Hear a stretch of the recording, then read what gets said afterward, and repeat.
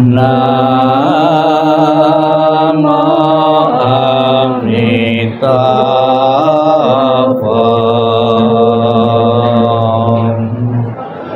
Namo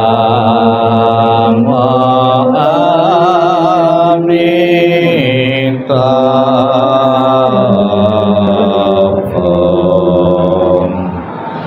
Namo Amitabha.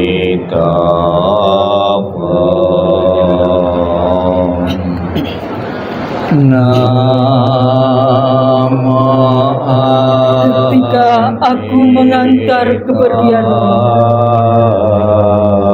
rasa duka diubah menjadi senandung yang indah. Setiap kata adalah doa kedamaian. Perjalanan kelahiran kembali sejuk dan cerah. Wajahmu tak terlupakan di dalam hatiku.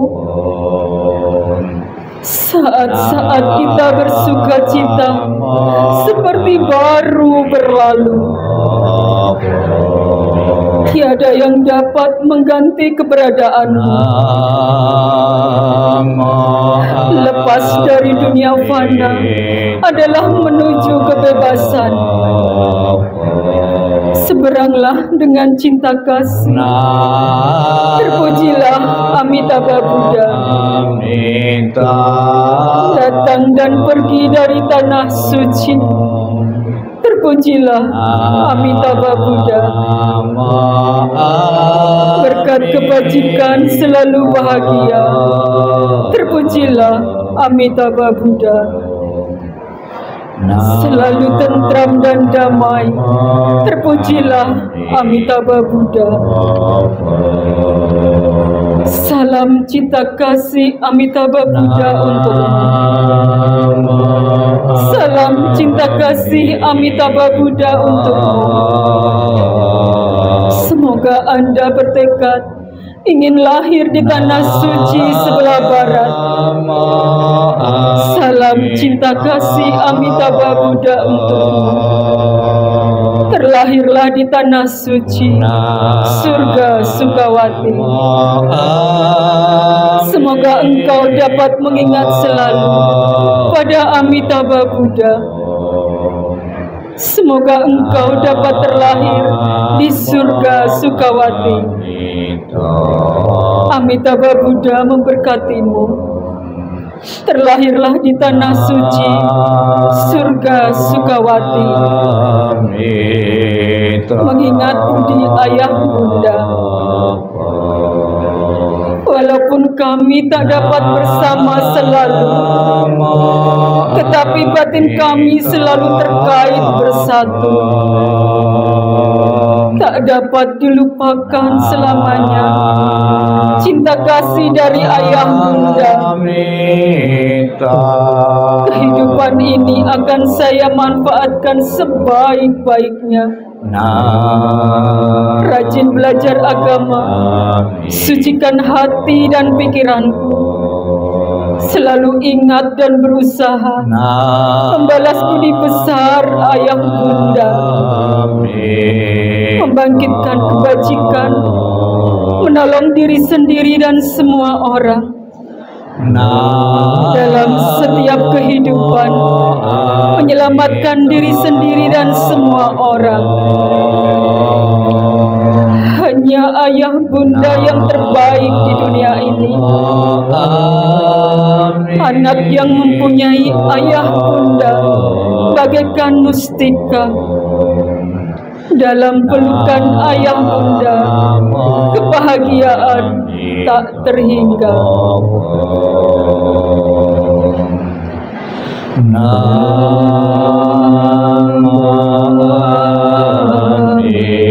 Amitabha.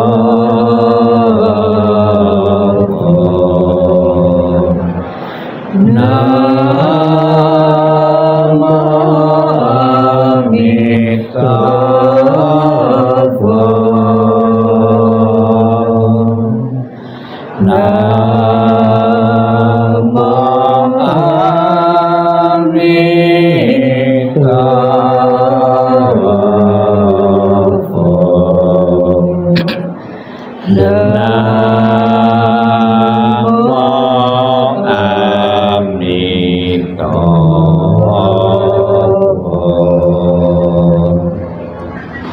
Sebelum mengakhiri rangkaian pembawaan doa malam terakhir almarhum Bapak Edi Dayana, marilah dalam sikap hening, sikap merenung, terutama keluarga yang ditinggalkan putra-putri beliau, anak-anak beliau, akan diingatkan tentang pengorbanan dari orang tua, tentang kasih sayang orang tua yang pernah diberikan untuk anak-anaknya.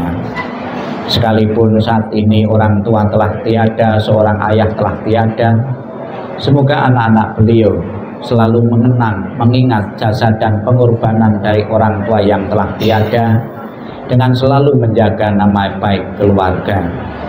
Sikap hening, sikap merenung, sikap meditasi dimulai.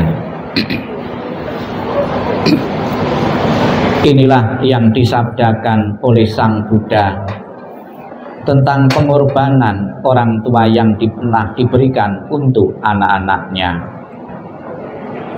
Kematian dari orang yang dicintai sukar terlukiskan penderitaannya, tetapi berpisah dari yang dikasih juga sangat menyakitkan.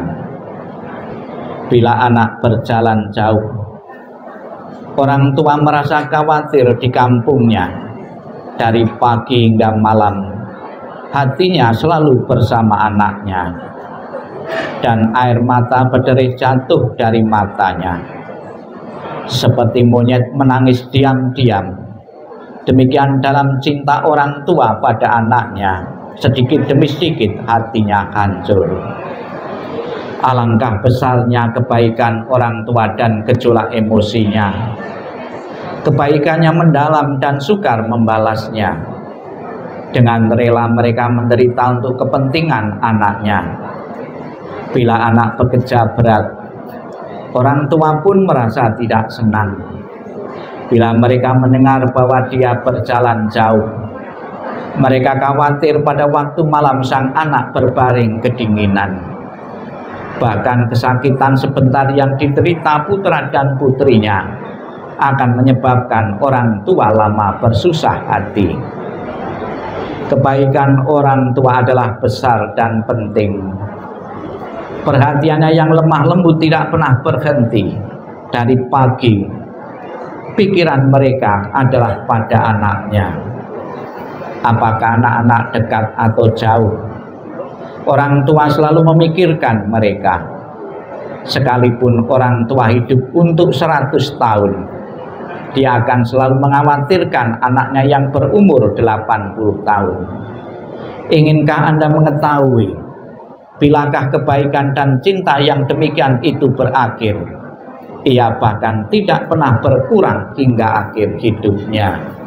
Sabi sata bawantu sukitata, semoga semua makhluk hidup berbahagia dan sejahtera. Sikap hening selesai. Sadu, sadu, sadu.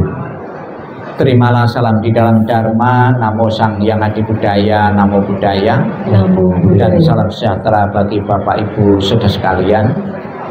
Pertama-tama saya mewakili tim doa dari Wihara Budayana Putat Gede nomor 1 Surabaya, ikut bilang sungkawa atas meninggalnya almarhum Bapak Edi Udayana. Di masa kehidupan Sang Buddha, ada seorang pemuda yang baru saja ditinggal kematian oleh ayahnya seperti saat ini. Sebagai anak yang berbakti, dia kepingin orang tuanya setelah meninggal bisa memasuki alam surga, surga bahagia atau surgawi. Sudah menjadi harapan setiap orang, setiap umat beragama, hidup bahagia, sejahtera, panjang umur kalau mati masuk surga. Demikian pula pemuda ini, setelah meninggal orang tuanya, dia berharap orang tua pun yang telah berjasa membesarkannya berkeinginan, berharap agar arwahnya telah di alam surga. Kemudian dia datang menemui Sang Buddha. Setelah ketemu Sang Buddha, cerita baru saja ayahnya meninggal dan mohon bantuan Sang Buddha untuk arwahnya agar telahir di alam surga bahagia. Atas permohonan dari pemuda ini, Sang Buddha membawa pemuda ini di sebuah kolam sambil suruh membawa minyak dan batu. Setelah ketemu kolam sambil membawa minyak dan batu, kemudian Sang Buddha menyuruh pemuda ini untuk melemparkan batu tadi di kolam dan menuang minyak yang dibawanya tadi di kolam. Apa yang terjadi setelah dilempar di kolam, batu tadi tenggelam. Setelah dituang di kolam, minyak tadi terapung.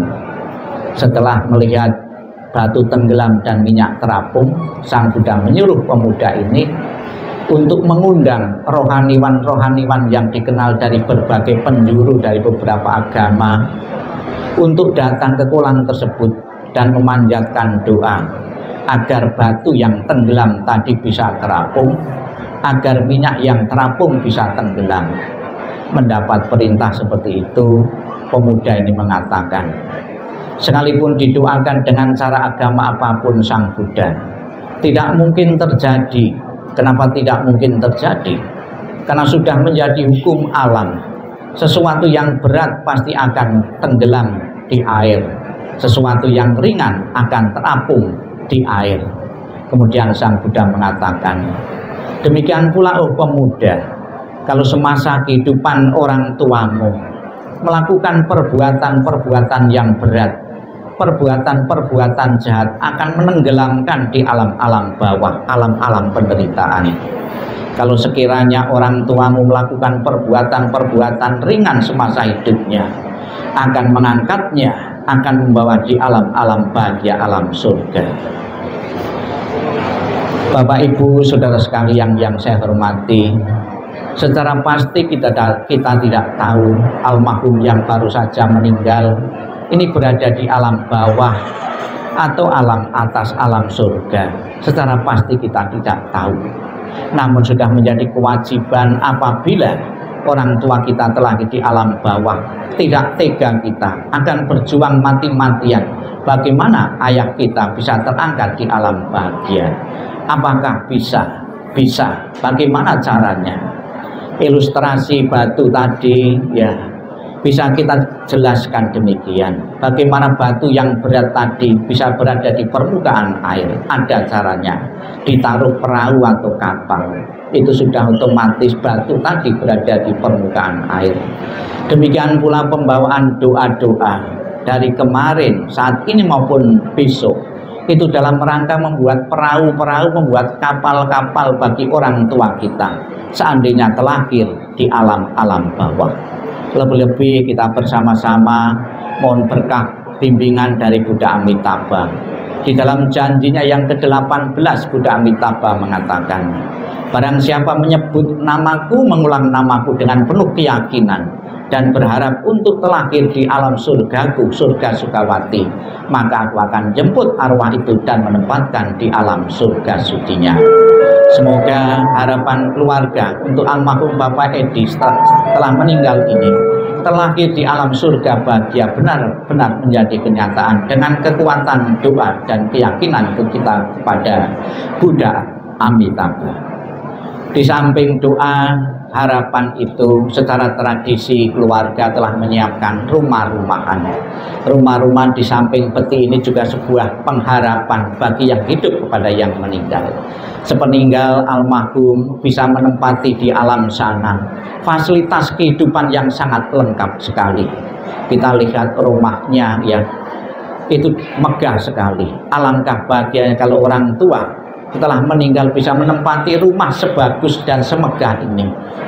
Pasti anak-anaknya yang ditinggal tidak khawatir lagi, malah justru bangga orang tuanya mempunyai fasilitas kehidupan yang sangat lengkap sekali. Apakah itu bisa? Bisa.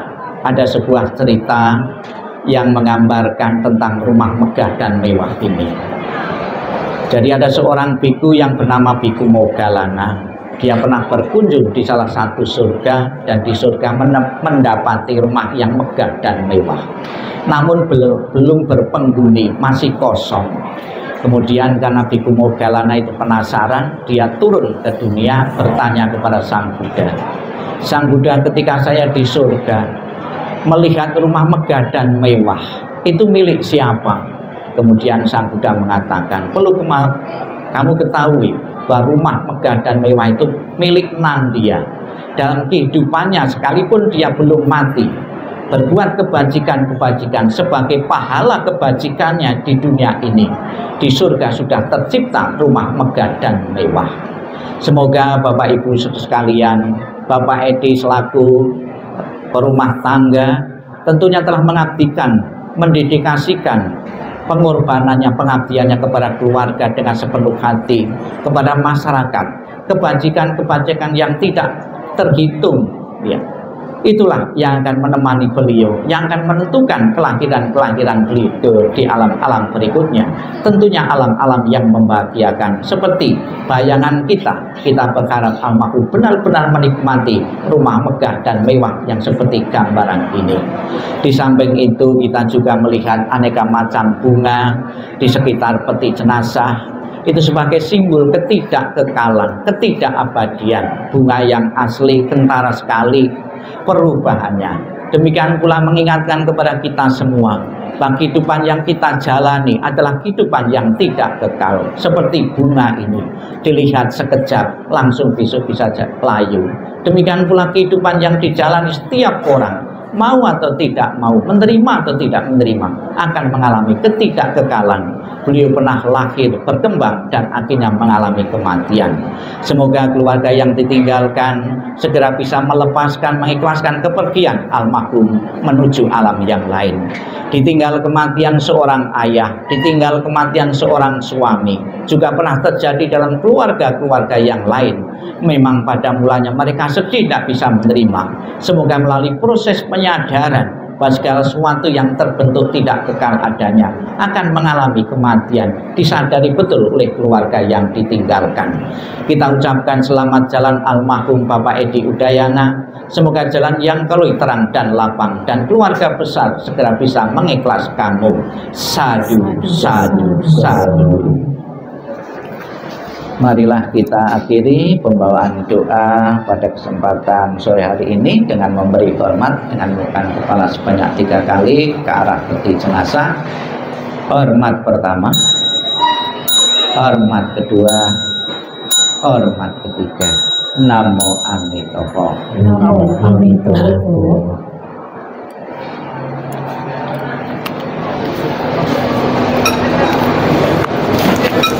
Sudah ketemu tadi? Pentol. Bikin irama.